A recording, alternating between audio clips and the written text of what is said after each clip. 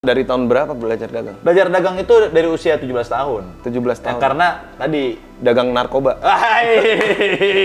Terus gue masih kecil tuh nakal, suka pakai motor, gitu kan? Belajar motor masih kecil, ambil motor naik. Terus gue ke pembensin, gue tawar beli bensin. Tapi ini gue benar.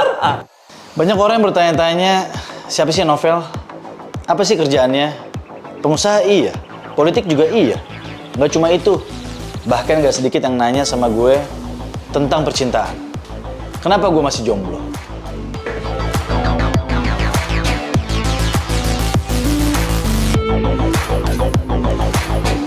Buat gue, kalau kita mau jadi the ace di setiap hal yang kita pengen lakukan, nggak bisa cuma modal kerja keras dan pinter. Tapi modal utama yang penting yaitu trik.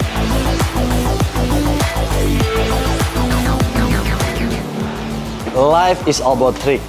Maka dari itu, di sini gue akan share pengalaman maupun cerita akan suatu hal based on Novel's way. Hanya di Bongkar Trik Sultan.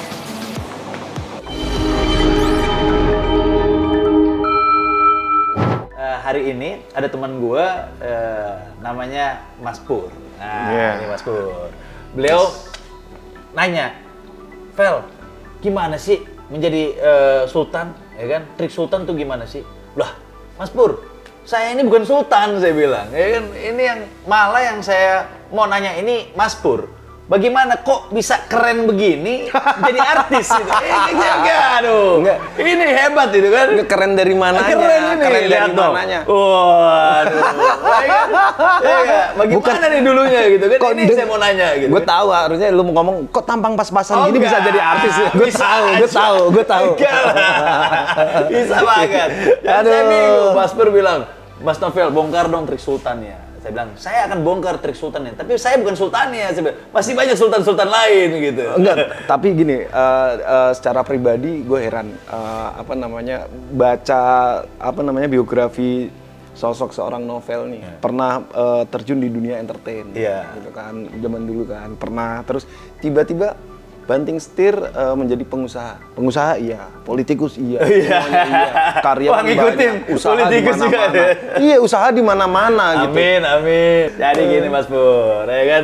Nah, itu dia banyak yang nanya. Jadi hari ini aku bongkar trik sultan. Trik sultan. Gitu kan. Ini Mas Pur yang bilang soalnya, bongkar trik sultan. Nah, jadi dulunya Mas memang gue kan syuting dari usia umur 5 tahun sampai umur 15 tahun. Iya. Dulu tuh ya karena gue masih kecil banget, ya pastilah anak kecil kan seneng kan kalau di depan kamera gitu kan, terus jadi artis gitu ya. Gara waktu saat gue sekolah, gue disamperin gitu kan sama orang, terus untuk gue suruh casting gitu ya.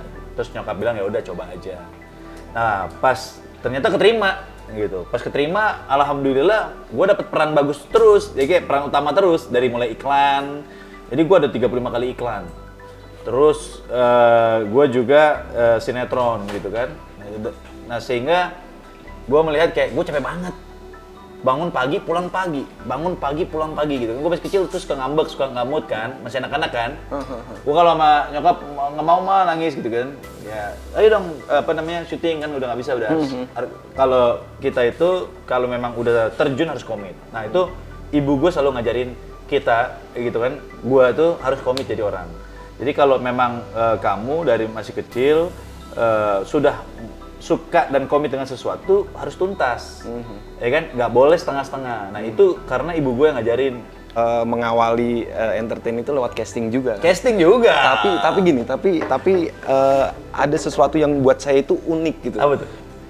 Casting langsung keterima, langsung dapat peran yang bagus, peran utama. Itu dia. Gue enggak pak, gue enggak beneran. Gue tahun 2008 nih, gue casting nih. Gue datang dari casting satu ke casting lainnya. Gue malah dimaki-maki pernah, Tapi kan sukses sekarang. Ya sekarang, tapi pada prosesnya sebenarnya kalau gue bilang kalau kita kenal dari dulu dari zaman casting, zaman dulu, gue iri sama lu, Pak. Aduh bisa banget. Begitu casting langsung keterima dapat peran bagus. Gue mah enggak. Iklan ada berapa ya? 35 kali iklan. Gue pertama kali iklan, gue datang ke casting iklan. keterima dong lewat SMS, dulu belum ada WA ya. Di SMS, oh keterima gini. Zaman udah SMS. Kalau kita masih zaman pager. Jangan pager zaman dulu banget ya. Nah, gue dateng nih ke lokasi syuting, srek dateng. Gue ngerasa dong artis dong ya kan, dateng tak. Gue langsung ke ruangan make up, gue nanya, Mbak, kostum saya mana nih? Dengan gayanya yang songong, kostum saya mana nih? Gitu. Orang kostumnya jawab, itu mas lagi dicat. Gue curiga pak, gue curiganya begini, ini kostum kok dicat? Yang ada kalau kostum di setrika, di steam apa di mana gitu ya. Wah ini gimana nih? Gue tunggu, beneran kostum gue tuh kayak properti apa? Jamur. Itu iklan apa? Iklan obat kurap dan gue jadi kurapnya pak. Gue jadi kurapnya, syuting dari pagi, itu nggak kelihatan di TV gitu. Ya Allah, bayaran berapa? 500.000 pak, syuting dari pagi ketemu pagi, gue jadi kurapnya. Gue udah bangga banget, akhirnya gue malu. Itu namanya proses mas. Iya. Dalam proses. Hidup itu orang selalu penuh dengan proses, ya kan? Seperti tadi mas, mungkin proses mas melalui lokasi syuting. Nah saya juga proses juga. Tadi syuting kan mungkin enaknya dalam terima langsung syuting kan. Nah, pada saat saya banting setir dari dunia artis masuk ke dalam dunia usaha. Sebelum jadi pengusaha kan saya mikir juga, mau jadi ini kali ya, polisi. Dokter. Nggak, polisi. Polisi. Mau jadi polisi. Nggak.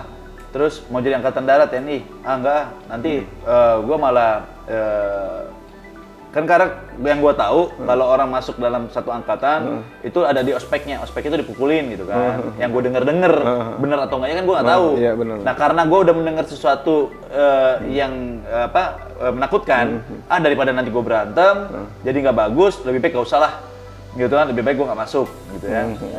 Karena kan masih kecil, kita nggak tahu kan, cuma dengar tapi pengen waktu itu. Sebenarnya gue pengen karena pada saat gue pengen, jadi masih kecil tuh gue suka banget dengan salah satu tokoh di bangsa ini lah, ya kan? Siapa? Salah satu tokoh di bangsa ini. Gue suka banget karena orangnya suka senyum. Siapa? Ya kan, orangnya suka senyum. Tokoh pemimpin di negara Republik ini yang suka senyum. Pesulap merah. Siapa? Gue suka banget orang itu. Jadi gue masih kecil itu pas gue di sekolah gue, kepala yang punya sekolah gue itu mirip banget sama orang itu.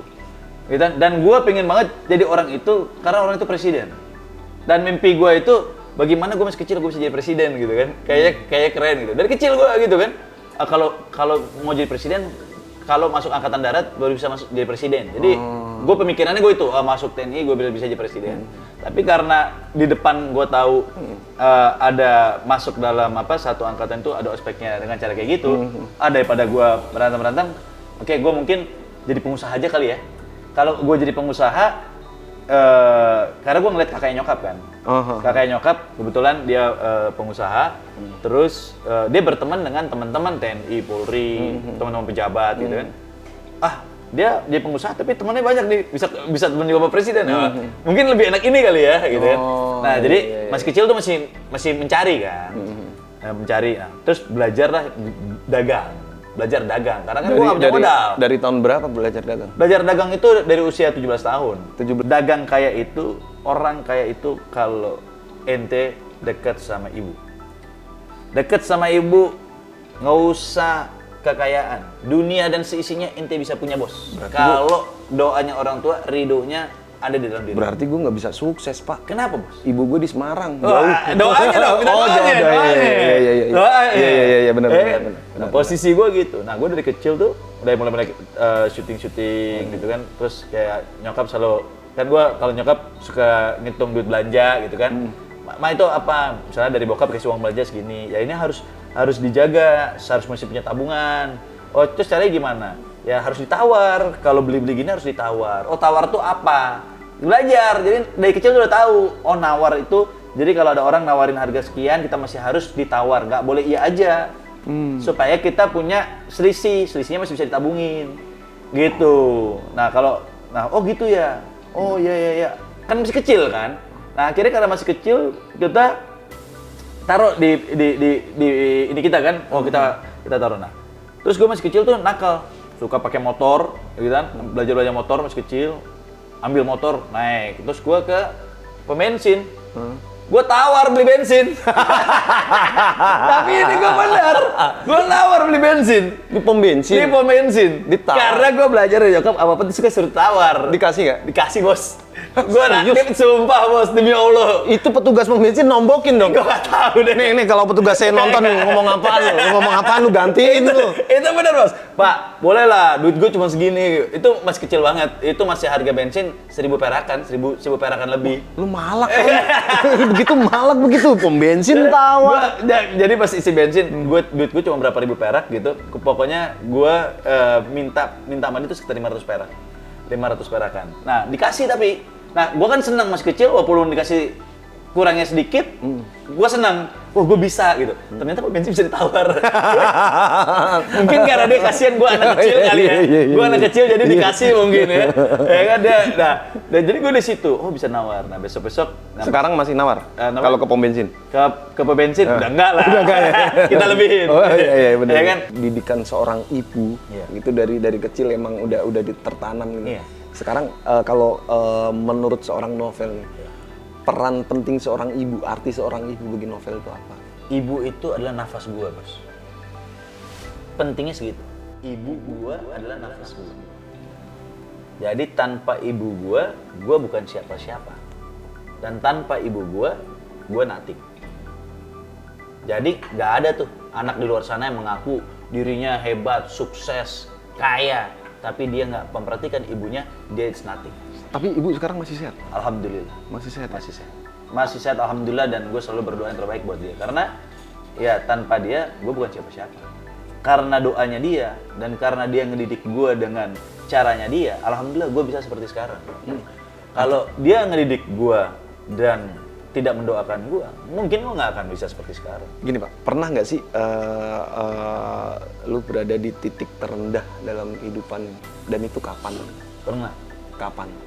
Pada saat gue mulai bisnis tadi kan gue bilang, pada saat gue dunia artis, gue masuk ke usia 17 tahun, mau mulai terjun ke dagang, karena gue melihat bisnis orang tua gue udah mulai kurang bagus, mulai nggak bagus lah, goyang lah, gitu kan, karena banyak aturan-aturan pemerintah yang memang membuat bisnis itu stuck, gitu kan. Nah, gue melihat ibu gue, ya biasalah orang tua suka cekcok kan biasa, tapi gue sebagai anak kan nggak suka ngeliatnya. Berarti gue harus bisa membuat ibu gue nggak boleh nangis karena cekcok, ya kan. Terus gue pengen nyenengin orang tua gue karena melihat kondisinya kan gitu. Gue harus bisa ambil alih, gue harus bisa dagang. Di situlah gue belajar dagang, ya. Gue ke kakak ibu gue yang jadi pengusaha, gue bilang sama dia, Om, gue mau kayak Om, dia bilang gitu, ya kan. Padahal gue masih kecil, masih umur 17 tahun nih, ya kan. Terus, wah, ya udah, lu belajar kerja gitu kan. Nah, yang gue cari itu bukan duit, tapi pengalaman dulu. Gue pengen belajar kerjanya dulu, mau jadi pengusahanya dulu, kan gitu. Karena kalau orang biasanya kan kerja, ya gaji gue berapa, kasih gaji kecil terus udah mundur, nggak mau. Gue enggak. Yang penting gue mau kerja sama orang ini, karena orang ini adalah idola gue dan orang yang gue melihat dia orang sukses. Jadi gue mau masuk dalam lingkungan kayak gini deh. Mas Pur, kalau pada saat sekolah, ya kan, kan bayar. Iya, bayar. Ini masuk dalam lingkungan bagus, dapat ilmu, dikasih uang, gimana coba? Pola pikirnya harus kita rubah. Pola pikir kita harus kita rubah. Jangan pola pikir kita jadi pekerja. Gitu kan? Oh iya. Jangan berpikir bahwa kita akan seumur hidup dapat uang segitu. Enggak. Tapi kita mau merubah hidup kita masuk dalam lingkungan yang bagus, walaupun dengan kondisi yang minim. Tapi tujuan kita bukan cuma uang itu. Tujuan kita adalah ilmunya sehingga kita bisa menjadi lebih besar. Pola pikirnya dulu. Jadi gue dari kecil gitu. Yang penting gue belajar sama dia. Ya. Gue dikasih tuh 1 juta. Nggak cukup, bos. 1 juta gue nggak cukup. Gue naik motor, gue buat makan, buat apa, nggak cukup. Tapi apa? Nggak itu. Gue hutang di mana-mana. Warteg aja gue hutang. Warung di depan tempat gue kerja gue ngutang, bos. Pada saat punya rezeki, sekecil apapun itu, bagi ibu. Walaupun ibu nggak minta, sedekah dan bagi ibu. Ibu ya? Ibu sama. Dan ibu gue selalu bilang pesan sama gue, Novel, jangan pernah tinggal yang namanya ibadah, yaitu sholat. Ya kan? sholat nggak boleh tinggal. Nah, gue karena itu pesan orang tua gue, ya alhamdulillah sebandel-bandelnya gue, ya 5 waktu gue sholat. Sekarang terjaga ya? Masih terjaga. Masih terjaga. Alhamdulillah. Alhamdulillah. Alhamdulillah. Allah. Gitu ya. Nah itu tiang untuk supaya pada saat kita melakukan hal apapun, ya kan Allah yang menggerakkan kita, kan gitu. Makanya jadi pada saat gue berdagang umur 17 tahun orang bingung kan, 17 tahun lu bisa dagang, yang ngarahin siapa? Ya tadi orang tua berdoa, kitanya beribadah, Allah menggerakkan, kan gitu. Itu sama satu jalan kan. Nah di situ gue dagang apa? Gitu kan? Tadi kan Mas Pur bilang, kok bisa sih tiba-tiba punya segalanya gitu kan? Gue dari nggak punya apa-apaan bos, naik motor, benar-benar naik motor, gitu kan? Belajar ilmu dagangnya dan gue cuma jadi seorang broker. Karena kan gue nggak punya perusahaan broker, yang gue punya cuman adalah temen silaturahmi. Jadi ketemu orang, senyum apa. Orang kan senang. Modal senyum ya? Modal senyum. Modal senyum bangun tapi hotel. Tapi jangan ketawa-ketawa nanti orang gila. Iya. Kalau ketawa sendiri itu dibilang gila. Iya benar. Tadi gue nangkep sedikit gitu. Ada ibu menangis gitu. Iya. Seorang novel itu pernah bikin ibunya nangis apa enggak sih? Gini, kalau berbicara gue membuat seorang ibu nangis, gue nggak pernah berkata kasar sama orang tua gue. Gue nggak pernah alhamdulillah sampai detik ini membentak ibu gue, alhamdulillah gue nggak pernah melakukan itu. Salahnya orang tua tuh di mata kita tuh nggak ada salahnya gitu. Pokoknya orang tua tuh bener gitu. Iya benar. Sekolah deh, masa sekolah ya gue yakin pernah bandel lah ya. Pernah nggak ibunya datang ke kantor VP gitu, dipanggil guru BK gitu, guru BP gitu? Pernah, karena gue bandel. Nangis nggak ibu? Nggak, nyokap gue orangnya agak preman sih. Jadi kalau sama anak tuh yang penting ini aja, laki-laki tuh harus jadi laki-laki. Orang tua itu gitu. Jadi yang bandel nggak apa-apa, yang penting bukan narkoba, ya kan? Kalau bandel berantem laki-laki nggak ada masalah. Nyokap orangnya gitu. Yang penting jadi laki-laki nggak boleh cengeng. Jadi laki-laki nggak boleh gampang menyerah, kan gitu. Terus jadi laki-laki itu harus jujur. Terus jadi laki-laki itu nggak boleh kurang ajar sama perempuan. Itu pesan orang tua gue selalu. Jadi nggak boleh sama perempuan itu kurang ajar. Gitu. Gue pernah pak. Gue dulu pernah bikin nyokap gue nangis. Nah, itu langsung sujud minta maaf sama ibu udah. Minta maaf udah sujud sama ibu. Sekarang? Iya sekarang. Udah pernah belum sebelumnya? Enggak. Ini pernah. Udah pernah? Ya kalau lebaran. Oh ya jangan cuma pas lebaran. Pas lagi itu minta maaf. Gue pernah bikin nangis gara-gara sekolah nih. Sekolah di kantong gue rokok mulu isinya. Oh, kantong gue rokok mulu. Gini, seberapa penting sih doa seorang ibu? Pernah nggak seorang novel itu minta ibu mah doain ini novel mau ke sini, mau ke situ. Selalu. Gitu. Gua sampai detik ini ya mau terbang naik pesawat. Sebelum masuk pintu pesawat tuh telepon nyokap dulu. Masuk di dalam pesawat gue pasti telepon nyokap lagi. Ma udah mau take off ya. Begitu mendarat gue telepon lagi nyokap. Ma udah mendarat. Selalu. Sampai detik ini. Selalu. Telepon mulu. Telepon. Jadi orang yang gue kabarin itu pasti orang tua gue dulu. Nggak bisa enggak. Luar biasa. Gitu. Gua keluar mana pun tanya, Mama gimana? Mama ada apa? Mama perlu apa lagi? Pokoknya sebelum dia minta, sebelum dia ngomong, gue yang harus tanya dulu. Gue nggak pernah pak. Jadi kalau misalnya mau kemana, misalnya ke bandara, mau masuk, gue nggak pernah telepon. Nggak bisa. Karena itu doanya dia bos. Belum tahu kita bos. Ini naik pesawat bos. Gue paling takut soal naik pesawat. Sama. Gue takut banget naik pesawat. Iya. Jadi gue hal apapun gue telepon nyokap gue dulu. Ini artinya dengan begini gue belajar juga gitu, menggali ilmu dari seorang. Jadi nggak ada yang namanya orang sukses kaya tanpa orang, nggak ada, bullshit bagi gue ya. Bagi gue itu bullshit gitu ya, karena orang yang sukses itu karena doanya orang tua. Tapi gini, menurut seorang novel nih, kita mau menjadi pengusaha atau berbisnis lah, katakanlah berbisnis gitu. Lebih penting mana doa seorang ibu atau bakat bisnis? Doa. Bakat bisa belajar. Doa juga bisa belajar. Orang tua bagaimana mau belajar? Belajar harus baik dulu sama orang tua. ke toko buku tuntunan doa belajar. Bisa. Tapi gimana ibunya? Ikhlas hati seorang ibu itu yang harus dicari.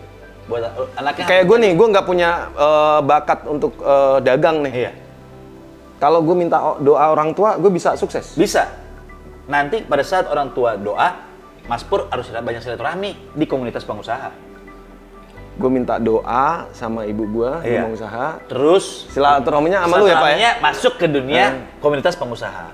Nah, nanti, ya kan? Nah, nanti Mas Pur di situ ya belajar. Pinjemin modal dah. Nah, gua usaha nggak pakai modal Mas Pur. Hah? Gua punya semua. Usaha mana orang nggak pakai modal gimana sih? Gua 1 rupiah pun nggak pakai modal. Beneran. Gua kasih tahu. Kalau bisnis pakai modal, anak bayi lahir dikasih duit juga bisa kaya. Kan udah dikasih doa, udah dikasih tangan, udah dikasih pemikiran, udah dikasih otak yang pintar, udah dikasih sekolah. Ya, itu modalnya. Berarti bisa dikatakan doa itu menjadi, doa seorang ibu itu menjadi salah satu trik sultannya seorang novel. Yes. Bukan cuman salah satu, itu hampir mayoritas suksesnya itu doanya. Doanya ibu. Ibu. Yang lain cuman intik-intik mendukung menjadi kita membuahkan hasil. Oke. Luar biasa. Intinya satu, jangan gengsi. Jangan gengsi. Jangan gengsi. Oke. Pokoknya kita harus jujur. Ya kan? Jujur. Komitmen. Jujur, komitmen. Tangguh. Tangguh itu kita nggak boleh gampang menyerah. Karena pada saat gua posisi menjual mobil, gua hampir 1 tahun nggak laku-laku jual mobil. Nggak ngerti caranya. Sampai akhirnya gua bisa. Yang tadinya gua utang di warteg di mana-mana, gua dapat duit 20 juta, gua bayarin utang gue, ada sisa kan gitu. Itu bos. Tangguh itu sabar. Keren. Oke, berarti apa namanya kesuksesan seorang novel itu nggak lepas dari doa seorang ibu. Benar. Gitu, dan segala macamnya tentang ibu. Kembali lagi ke ibu. Iya. Kembali lagi ke ibu. Arti bagaimana sih sebenarnya memuliakan seorang ibu gitu? Seorang ibu dimuliakan dengan mudah sih sebenarnya. Gimana? Ibu itu nggak suka dijawab. Hal mudah. Anaknya berarti nggak harus memanjakan seorang ibu tuh harus dengan kemewahan atau apa? Ibu tidak pernah meminta kemewahan. Seorang ibu nggak pernah meminta kemewahan. Ibu melihat anaknya sukses, dia udah senang. Anaknya santun dan nggak pernah kurang ajar, itu udah senang. Itu yang dilakukan novel? Itu yang dilakukan. Apalagi kita bisa memuliakan lebih dari itu. Allah akan kasih mulia yang lebih untuk kita. Itu pasti. Gitu. Jadi nggak usah dibantah. Iya aja. Dia minta apa? Iya mah. Walaupun kita belum tahu dari mana asalnya. Iya mah aja dulu. Subhanallah, ada aja itu. Iya benar. Ya begitu. Kadang di telepon Pur, ibu kirimin uang buat belanja bulanan ini. Iya. Akhirnya saya download pinjol Pak. Yang penting kan gue iya aja dulu, ya kan? Iya, siap. Iyanya itu tetap harus pakai terukur. Jangan sampai kita iya tapi menggali kuburan. Nanti yang susah orang tua lagi. Gitu. Ya, tapi pinjol itu, tapi niatnya kan untuk ibu. Nggak bener. Bagaimana kita memuliakan seorang ibu? Setuju. Tapi ada caranya, dengan caranya yang lain. Minta transferin dong uang ini misalkan. Kita bisa cari pinjaman ke teman, kan gitu. Pinjaman ke teman, atau kita pergi coba sebentar usaha, mah doain ya. Insya Allah berapa hari ini ada rezekinya. Walaupun belum tahu rezekinya dari mana. Tiba-tiba tuh rezekinya. Sekarang aneh pernah bos. Pada saat aneh dagang mobil, terus nggak bagus dan lain-lain gitu ya. Terus mulai karena kan uang aneh punya simpenin, aneh beli tanah dan lain-lain. Sampai akhirnya aneh cuma punya uangnya ada di aset tanah. Punya duit lagi nih. Terus aneh pernah pakai gesek kartu, jadi nyokap bikinin kartu kredit card atas nama nyokap sama gue kan gitu. Gue gesek gitu kan, terus bisa buat modal kan gitu kan dan lain-lain. Terus sama mah pinjam BPKB-nya mobil dong. Nanti dia bilang bah, mobil gue jangan sampai hilang ya. Mobil gue jangan sampai hilang ya. Gitu. Subhanallah, itu gue masukin ya kan ke disekolahin. Gua ambil uangnya, gua dagang lagi, gitu buat modal lagi. Terus nyokap gue bilang apa? Mama mau mobil apa? Gue beliin, bos. Walaupun baru mulai, niatnya baik buat orang tua, langsung ada, bos.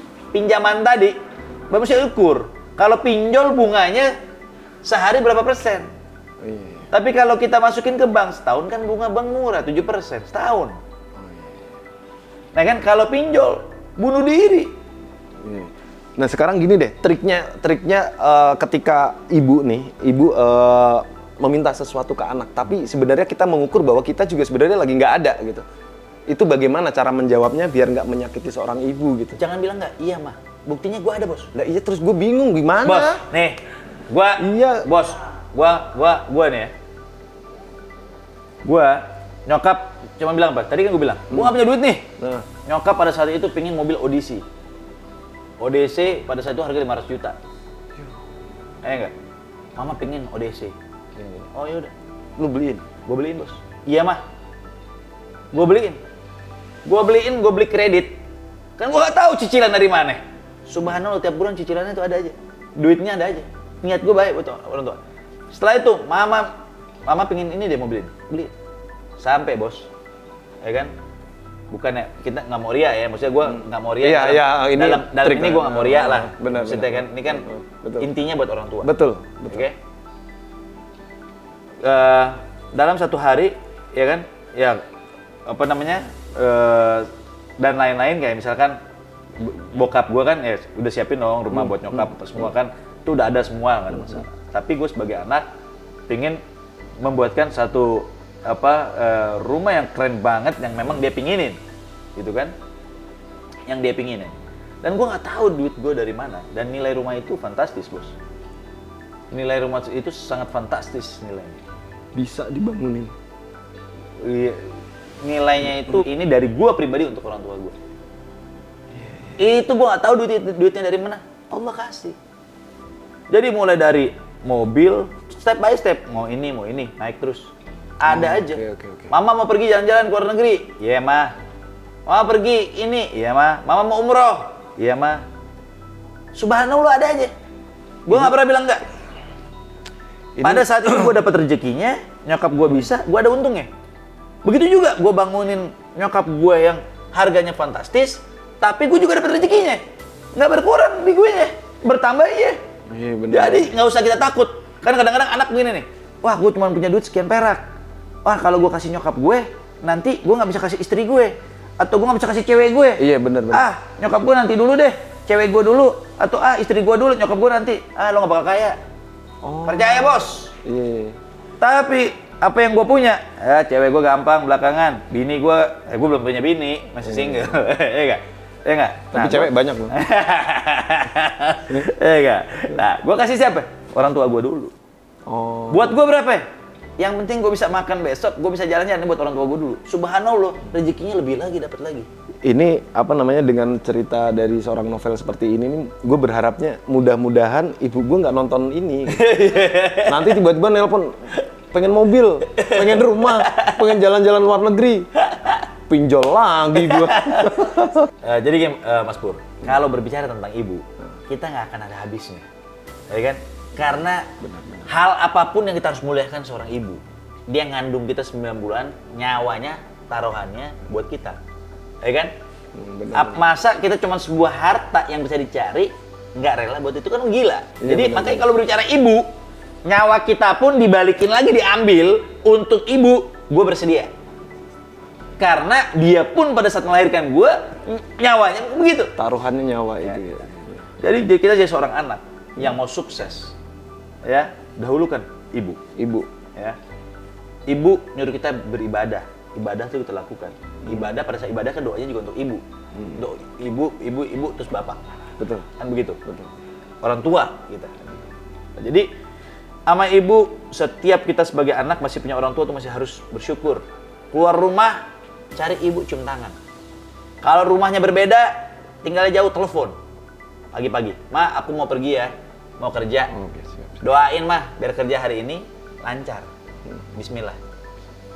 Ya kan? Insya Allah hari itu yang susah jadi mudah. Yang kedua, ya, orang tua nelpon minta apapun, walaupun kita lagi banyak pikiran apapun, jangan bilang enggak atau marah atau mati telepon. Jangan. Karena nanti rezeki yang tadi mau ngalir malah berubah. Tapi pada saat kita stres, kita lagi pusing, ibu telepon, mungkin itu sebuah jawaban dari Allah mau dites kita kan. Ibu telepon, bikin begini, iya mah. Padahal dia tahu kita lagi, dia nggak tahu kan kita lagi pusing. Kita jangan ngomong, mah aku lagi pusing gini, nggak usah. Iya mah, mau itu, oke mah, siap mah. Berarti dahulukan ibu, ya, doa ibu, dahulukan ibu, ya. Terus yang ketiga, ya, tadi kita udah pertama, kedua orang tuanya kita harus cium tangan, cari dia, terus kita kedahuluin apa yang dia pinginkan. Yang ketiga, kita muliakan dia dengan nggak perlu nunggu, ya, dia minta, dia apapun, ya, kita senengkan, cari apa yang di hatinya dia yang dipinginin. Nggak perlu kita nunggu, seperti kita dulu masih kecil, belum bisa ngomong, belum bisa ngapa-ngapain, tapi orang tua kita tahu apa yang kita pinginin. Mainan, dia beliin mainan, dia kita kasih. Ngerti nggak? Iya, betul. Itu. Lakukan hal-hal itu, insya Allah dunia dan isinya milik kita, Mas Bro. Insya Allah. Karena surga pun berada di bawah telapak kaki ibu. Dan itu benar. Saya sampai dengan posisi saat ini itu karena orang tua saya. Oke, kalau begitu besok mau saya beliin sepatu buat ibu biar surganya terawat. Oh, surga terawat. Kan di bawah telapak kaki ibu. Ibu gua kadang kalau ke rumah kemana-mana pakai sendal jepit. Ya, surga gua pakai sendal jepit. Makanya beliin besok beliin. Iya, LV. LV. Hermes. Oke. Keren. Mas Pur, thank you banget. Hari ini gue udah banyak bisa share sama Mas Pur juga. Mas Pur, gue juga banyak yang gue dapat juga dari Mas Pur. Mas Pur ternyata banyak inspirasi juga, ya kan? Dengan sangat keterbatasannya, Mas Pur bisa sampai sukses di titik sekarang. Gue juga banyak belajar Pak sebenarnya, dan dari pembicaraan tadi akhirnya gue sekarang kangen sama ibu gitu. Karena gue ngerasa ada berkah. Komunikasi gue sama orang tua kurang gitu. Emang bener-bener kurang, maksudnya nggak yang setiap hari telepon atau apa gitu. Karena menurut gue tuh kayak tadinya kayak ngerasa biasa aja sih gitu. Makanya mulai detik ini nanti saya akan komunikasi sama ibu gitu. Amin. Alhamdulillah. Jadi ada berkahnya. Hari ini silaturahmi ada berkahnya. Benar. Ya kan? Siap. Itu dia trik yang bisa gue share hari ini buat kalian yang penasaran dengan trik-trik dari gue lainnya. Komen di bawah trik apa yang mau gue bahas, cuma dibongkar trik Sultan. Jangan lupa like, comment, and subscribe channel YouTube Novel Salihlani. Bongkar trik Sultan.